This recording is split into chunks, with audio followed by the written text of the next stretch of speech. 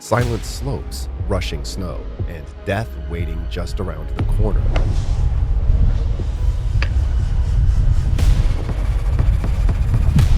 Ski resorts, those picture-perfect winter escapes, hide chilling dangers beneath their powdery surface. In the 2022-2023 season alone, the U.S. saw 46 ski-related deaths, with Colorado claiming 17 lives.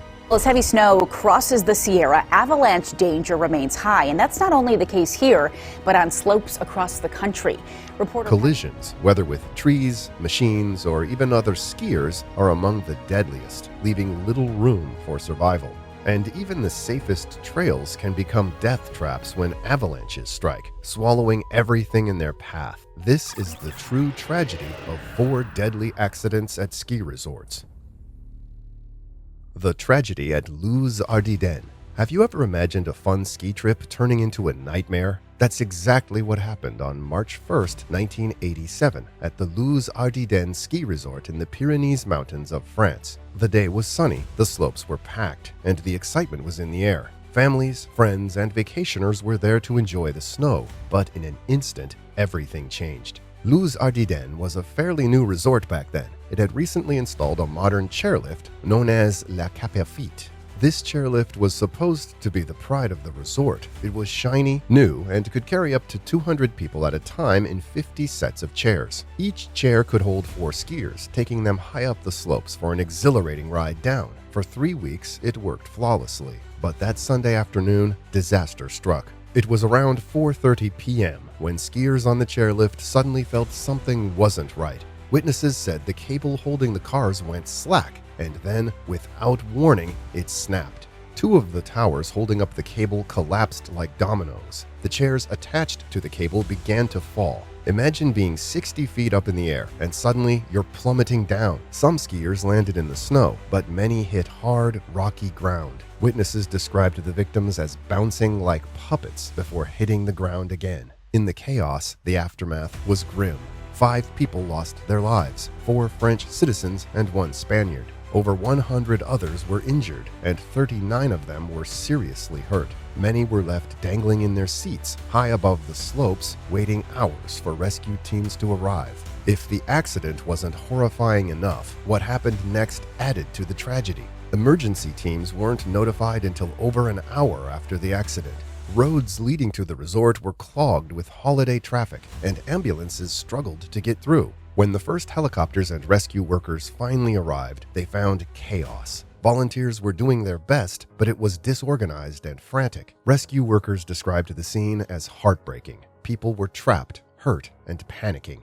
Families were searching for loved ones, and survivors were left wondering why help took so long to come. What caused this terrible accident? Investigators believe an enormous concrete block at the top of the hill, which anchored the cable, collapsed. This caused the towers supporting the cable to lose their balance and fall. The chairlift's system couldn't handle the strain, and everything came crashing down. This wasn't the first time a ski lift accident had occurred in France. Just a few months earlier, in December, a similar accident happened in the French Alps, injuring 36 people. But Luz-Ardiden's disaster was one of the worst. For the survivors and the families of the victims, the memories of that day still linger. A day meant for fun and laughter turned into one of sorrow and loss. But sometimes, even in the darkest moments, people find a way to rise again. That's what happened to André Barbieri, a man who turned his tragedy into an inspiring journey.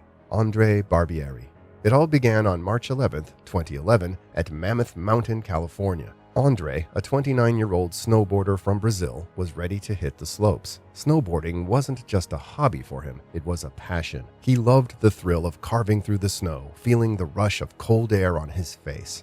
That day, he was on his first run of a 3-day trip. Everything felt perfect, until it wasn't. André didn't see the patch of ice hidden on the trail. His board hit it, and he lost control, slamming into a fence meant to separate the safe trails from the off-limits areas. The impact was devastating. His left leg took the brunt of the hit, shattering his femur in a compound fracture. But that wasn't the worst of it. The force of the crash severed his femoral artery, the main blood supply to his leg, and tore through nerves and veins. He was bleeding heavily. Ski patrol rushed to him immediately, but the situation was critical. André faded in and out of consciousness as they worked to stabilize him. Every second mattered. He was airlifted from Mammoth to a hospital in Reno, Nevada, where doctors fought to save his life. Over the next 5 days, they performed multiple surgeries trying to repair the damage to his leg, but the injuries were too severe. In the end, the doctors had no choice. To save his life, they had to amputate his left leg above the knee. For André and his family, the news was devastating. His parents, who had traveled from Brazil to be with him, were heartbroken. His then-girlfriend, now his wife, stayed by his side, helping him through the pain and uncertainty.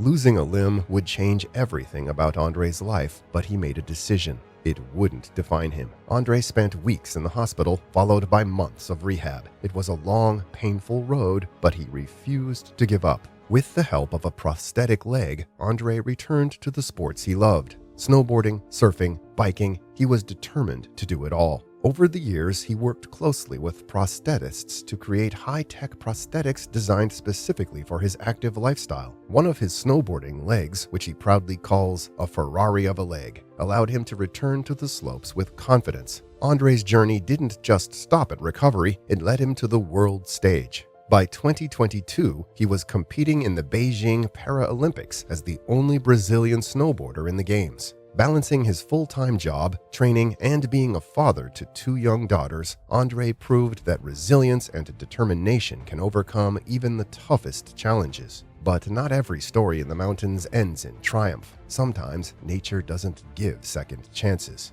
Lake Tahoe Avalanche. That's what happened on March 31st, 1982, at Alpine Meadows Ski Resort near Lake Tahoe, California. A day that started with heavy snow and quiet warnings turned into one of the deadliest avalanches in U.S. history. It had been snowing relentlessly for 4 days. The storm dumped 90 inches of snow across the resort. The ski slopes were closed because of the extreme danger. But not everyone had left. Employees were still there, working in a small building at the base of the main chairlift. Around mid-afternoon, everything seemed calm. Then, at 3:45 p.m., the mountains roared to life. The snowpack, weakened by days of buildup, suddenly gave way. A massive fissure, nearly 10 feet deep and almost 3,000 feet wide, split the slope. In seconds, an unimaginable wall of snow came crashing down. The avalanche barreled toward the resort, smashing through trees, buildings, and anything in its way. Snow doesn't fall gently in avalanches. It moves like a tidal wave, slamming into the earth with terrifying force. The avalanche obliterated the employee building at the bottom of the chairlift. Inside, Anna Conrad, a 22-year-old resort worker, had been retrieving something from her locker. In an instant, she was buried under rubble and packed snow. Outside, the resort's parking lot disappeared under 12 feet of snow. Several visitors walking to the lodge were swallowed whole. The aftermath was devastating. The avalanche killed 7 people, including Anna's boyfriend, Frank Yeatman, who had been nearby. Experienced avalanche controller Bernie Kingery was crushed while trying to punch his way free. Entire families were buried. Search crews found bodies frozen beneath the debris, their last moments marked by desperate attempts to survive. And yet, amidst the tragedy, a miracle emerged. Anna was trapped beneath a foot of snow, alone and unable to move. Most avalanche victims suffocate within 20 minutes, but somehow Anna survived for 117 hours, 5 excruciating days. She was saved by an air pocket created by the debris of the collapsed building. As rescuers dug frantically, it was a German shepherd named Bridget that found her. By the time they pulled Anna out, frostbite had taken her left leg and her body was dangerously weak. But she was alive. Her rescue became a symbol of hope in an otherwise heartbreaking story. For the rescuers, it was a race against time. Over 100 people worked day and night, braving freezing temperatures and dangerous conditions to dig through the snow. Headlamps lit up the darkened slopes as they searched for survivors. But even the bravest efforts couldn't save everyone.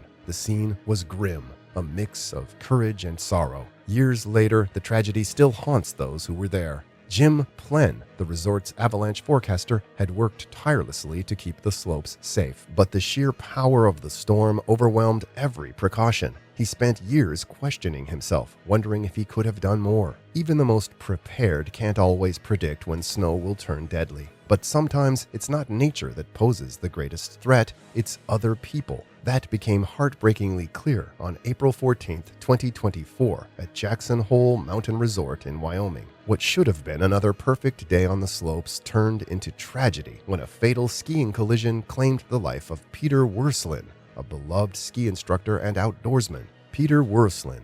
Peter, 71 years old and full of life, had been a part of the Jackson Hole community for decades. He joined the resort's team as a seasonal ski instructor back in 1978, and while teaching wasn't his full-time job, it was his passion. Skiing was in his blood, just like cycling and exploring the world at a slower pace, getting to know every corner of it. On that Sunday morning, Peter wasn't teaching a class. He was skiing with friends, enjoying a crisp spring day on the Rendezvous Trail, a popular run at the resort. The trail was busy, as it often is, filled with skiers weaving their way down. But on the slopes, there's an unspoken rule. The skier coming downhill has the right of way. The person above must avoid them. That rule, simple as it sounds, was ignored that day. At around 10 a.m., another skier, a man just 34 years old, came hurtling down the slope above Peter. Witness reports later confirmed he wasn't wearing a helmet and wasn't in control of his speed. Peter, an experienced skier, likely never saw him coming.